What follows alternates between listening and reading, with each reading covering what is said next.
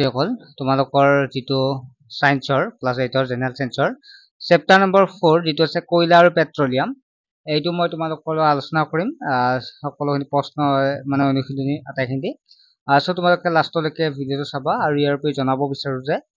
class 6 ৰ পৰা 10 লৈকে আমাৰ অনলাইন টিউচন হৈ আছে যদি কোনো ছাত্ৰছাত্ৰীয়ে ল'ব বিচাৰে তোমাক যদি 8ত যদি ল'ব বিচাৰে ল'ব পাৰিবা যত মাত্ৰ 99 টকাতে তোমালে ম্যাথ সায়েন্স সোশ্যাল সায়েন্স আৰু ইংলিশ আৰু পিডিএফ বিলাক সম্পূৰ্ণ নোটস পাই যাবা আৰু সম্পূৰ্ণ বিশ্লেষণ কৰা হ'ব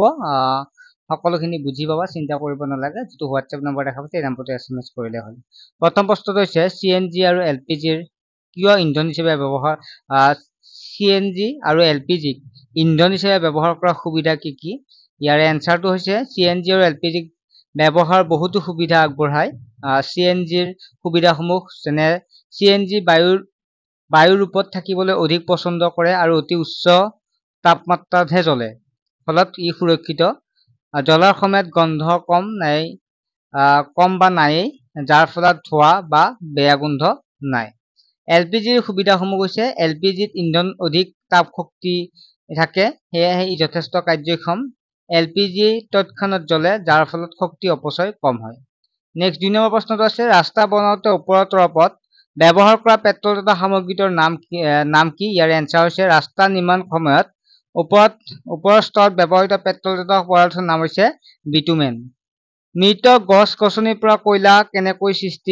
সৃষ্টি হৈছিল বৰ্ণনা কৰা এই প্ৰক্ৰিয়াটোৰ নাম কি প্ৰায় 300 নিযুত বছৰ আগতে পৃথিৱীৰ নিম্ন ভূমিৰ জলাসমূহত অতব্য অৰণ্য আছিল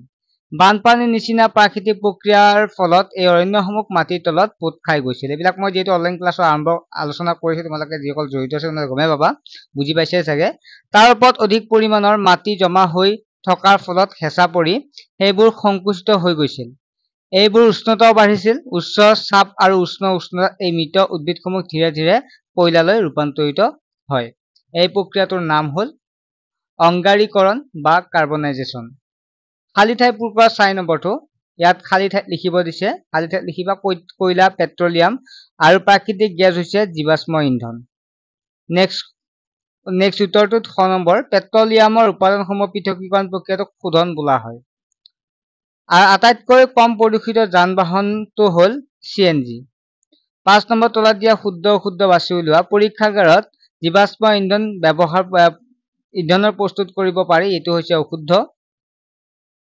নেক্সট হৈছে পেট্ৰলতকৈ CNG বেছি প্ৰদূষক ইন্ধন এটো হৈছে অশুদ্ধ কৰক হৈছে কাৰ্বনৰ বিশুদ্ধ ৰূপ শুদ্ধ আলকাতৰাৰ বিভিন্ন উপাদান এটা মিশ্ৰণ শুদ্ধ কেৰাচিন জীৱাশ্ম ইন্ধন নহয় অশুদ্ধ 6 নম্বৰ জীৱাশ্ম ইন্ধনসমূহ কিয় নিষেধিত প্ৰাকৃতিক সম্পদ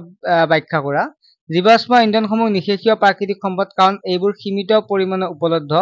এইবোৰ সৃষ্টি লাখ লাখ বছৰ প্ৰকৃতিত প্ৰাকৃতিক প্ৰক্ৰিয়াৰ ফলত হৈছে মানুহে যি হাৰত এই সম্পদ ব্যৱহাৰ কৰি আছে এই হাৰত নিষ্কাশন কৰি থাকিলে এই এটা সময়ত ইয়াৰ পৰিমাণ কমি গৈ নিখে হৈ যাব নেক্সট 7 নম্বৰ কৰকৰ বৈশিষ্ট্য আৰু ব্যৱহাৰসমূহ বৰ্ণনা কৰা কৰক হৈছে কাৰ্বনৰ বিশুদ্ধ ৰূপ ই এবিধ কঠিন ছিদ্ৰযুক্ত কলা বৰণীয় পদাৰ্থ উৎপাদন কৰা হয় কোমল কয়লাক অতি কম বায়ু অনুপস্থিত দহন কৰি কৰকৰ দহন প্ৰচুৰ তাপ নিৰ্গত হয় এই বৈশিষ্ট্যৰ বাবে ইয়াক তীখা উৎপাদন আৰু বিভিন্ন ধাতু নিষ্কাশনৰ ক্ষেত্ৰত ইন্ধন হিচাপে ব্যৱহাৰ কৰা হয় কি প্ৰক্ৰিয়াৰ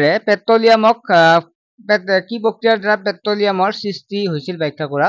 সমুদ্ৰত বাস কৰা জীৱসমূহৰ পৰা পেট্ৰলিয়ামৰ সৃষ্টি হৈছিল এই জীৱসমূহ মৃত্যু হোৱাত সিহঁতৰ দেহাৱয়ৱবোৰ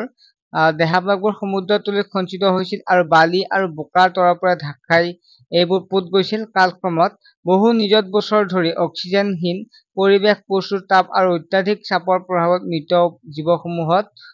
পেট্ৰলিয়ামলৈ ৰূপান্তৰিত কৰে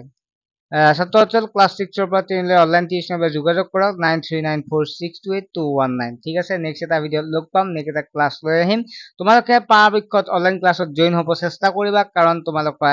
ভাল এটা ৰিজাল্ট কৰিবলৈ সক্ষম হ'বা যেহেতু আমি অনলাইন ক্লাছৰ লাইভ ক্লাছৰ জৰিয়তে পঢ়াব চেষ্টা কৰো ঠিক আছে বাই